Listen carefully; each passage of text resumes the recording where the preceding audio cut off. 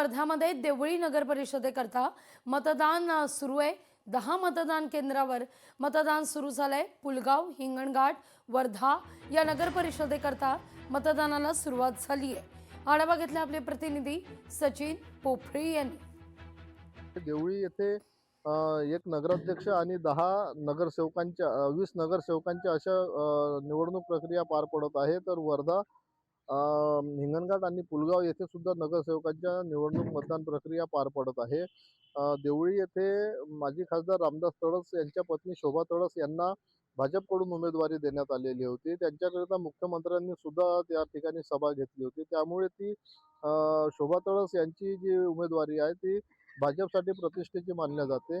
त्यासोबतच काँग्रेस आणि इतरही अपक्ष सोबत त्यांची टक्कर असणार आहे। कशा पद्धतीने त्या ठिकाणी मतदान प्रक्रिया पार पडते ते पाहणं महत्त्वाचं असणार आहे। वर्धा आणि हिंगणघाट आणि पुलगाव येथे नगरसेवकांच्या निवडणूक मतदान प्रक्रिया पार पडत असून या ठिकाणी प्रशासनाची जय्यत तयारी झाल्याचं चित्र दिसून येत आहे।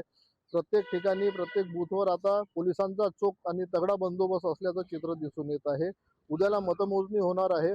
कशा पद्धतीने आता आपला नगराध्यक्ष आणि नगरसेवक निवडून येतात याकडे सगळ्यांचं लक्ष लागल्याचं चित्र दिसून येत आहे। सचिन पोफळे, लोकशाही मराठी, वर्धा।